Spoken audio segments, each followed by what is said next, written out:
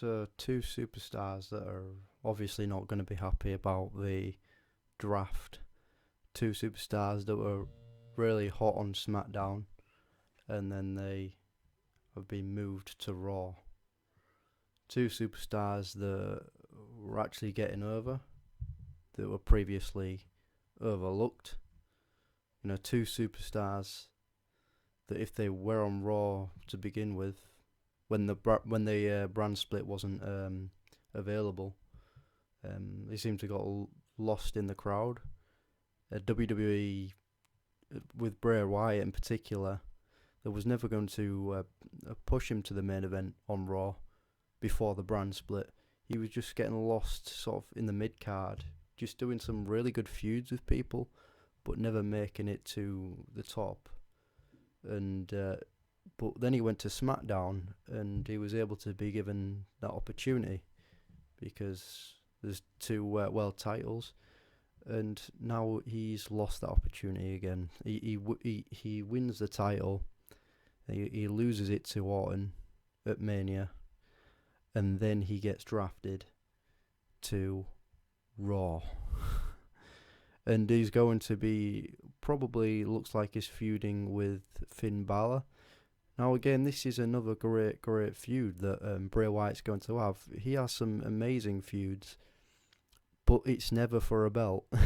When he's on Raw, he's always having really good feuds, but never with a belt. And I think Bray Wyatt is someone who actually needs the belt. He needs the belt more than Orton. He needs the belt probably more than most people on the roster at the minute. But the WWE, with their rushed draft, obviously it was rushed, it was planned last minute. Rumours going around, it was planned like a couple of weeks just before Mania or something like that. And they're just like, yep, we're going to have a brand split just to improve the ratings for Raw and SmackDown. They wanted to have a ratings boost just after WrestleMania, and Bray Wyatt is now the victim of this ratings boost by moving him to Raw. I mean, it would have made more sense for someone else. I think those guys that always get lost on Raw should be on SmackDown, and that was proven, like I said before, when he was on Raw. He had some great feuds, but he was never, pushed to the title picture, really. And he had that opportunity on SmackDown, and he could have run with it. He could have carried on the feud with Orton. Obviously, they're going to face each other still. But, the rumour was that Bray Wyatt was going to stay on SmackDown and then take the title back off Orton in the summer. That was the rumour. But then obviously this last minute sort of brand split, this draft, this shake-up happened, which meant that Bray is now moving to Raw. And obviously when he's going to be facing Finn Balor, which it looks like is going to be happening, they're going to just feed him to him.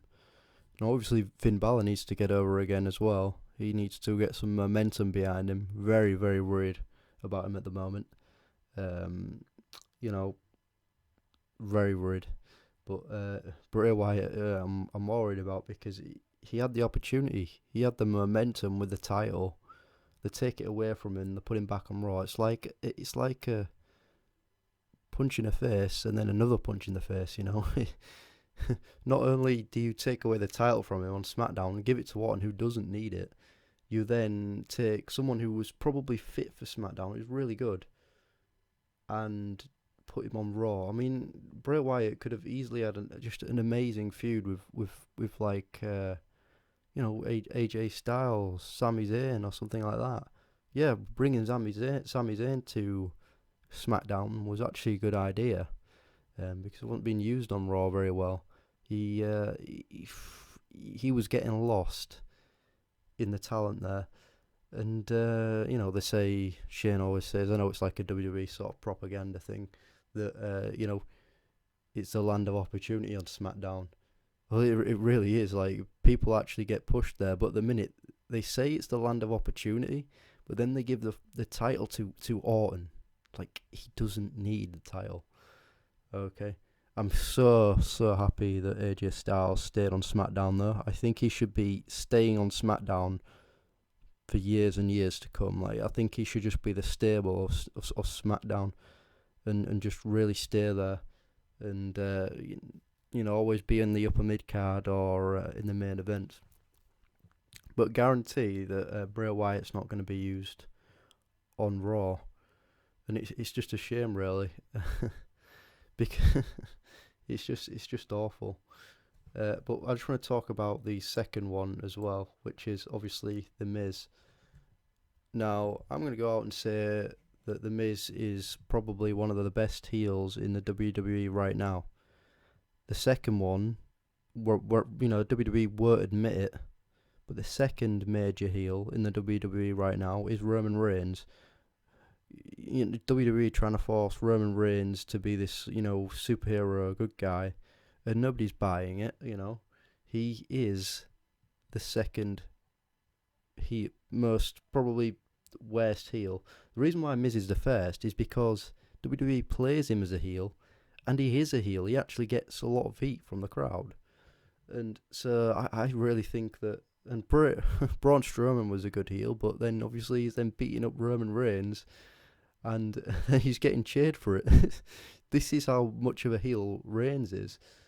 But Miz is also a really monster heel, something that was needed on SmackDown. Really, they needed that really serious heel.